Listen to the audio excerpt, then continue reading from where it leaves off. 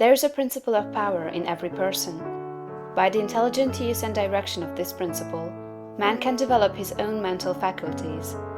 Man has an inherent power by which he may grow in whatsoever direction he pleases, and there does not appear to be any limit to the possibilities of his growth.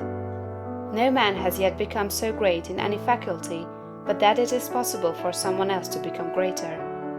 The possibility is in the original substance from which man is made. Genius is omniscience flowing into man. Genius is more than talent. Talent may merely be one faculty developed out of proportion to other faculties, but genius is the union of man and God in the acts of the soul. Great men are always greater than their deeds. They are in connection with a reserve of the power that is without limit. We do not know where the boundary of the mental powers of man is. We do not even know that there is a boundary. The power of conscious growth is not given to the lower animals. It is man's alone, and may be developed and increased by him. The lower animals can, to a great extent, be trained and developed by man. But man can train and develop himself. He alone has this power, and he has it to an apparently unlimited extent. The purpose of life for man is growth, just as the purpose of life for trees and plants is growth. Trees and plants grow automatically and along fixed lines. Man can grow as he will.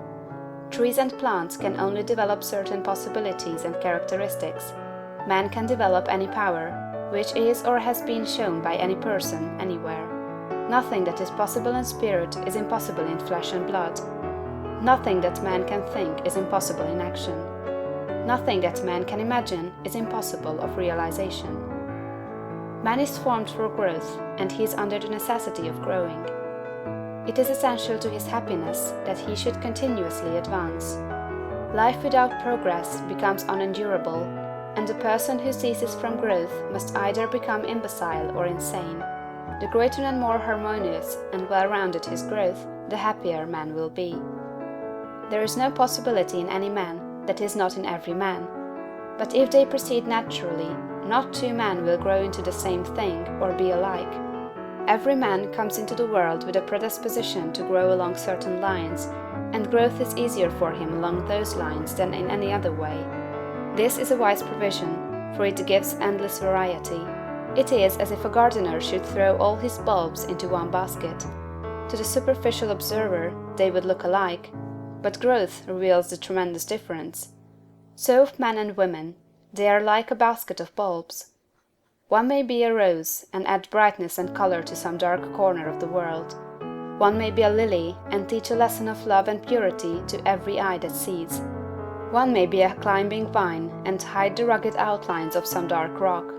One may be a great oak among whose boughs the birds shall nest and sing, and beneath whose shade the flocks shall rest at noon, but every one will be something worthwhile, something rare, something perfect. There are undreamed of possibilities in the common lives all around us in a large sense. There are no common people. In times of national stress and peril, the cracker-box loafer of the corner store and the village drunkard become heroes and statesmen through the quickening of principle of power within them. There is a genius in every man and woman, waiting to be brought forth. Every village has its great man or woman, someone to whom all go for advice in time of trouble, someone who is instinctively recognized as being great in wisdom and insight. To such a one, the minds of the whole community turn in times of local crisis. He is tacitly recognized as being great. He does small things in a great way. He could do great things as well, if he did but undertake them. So can any man. So can you. The principle of power gives us just what we ask of it. If we only undertake little things, it only gives us power for little things. But if we try to do great things in a great way, it gives us all the power there is. But beware of undertaking great things in a small way. Of that we shall speak farther on. There are two mental attitudes a man may take. One makes him like a football. It has resilience and reacts strongly when force is applied to it, but it originates nothing. It never acts of itself. There is no power within it. Men of this type are controlled by circumstances and environment. Their destinies are decided by things external to themselves. The principle of power within them is never really active at all. They never speak or act from within. The other attitude makes man like a flowing spring. Power comes out from the center of him. He has within him a well of water springing up into everlasting life. He radiates force, highest felt by his environment. The principle of power in him is in constant action. He is self-active. He hath life in himself. No greater good can come to any man or woman than to become self-active. All the experiences of life are designed by Providence to force man and women into self-activity, to compel them to cease being creatures of circumstances and master their environment.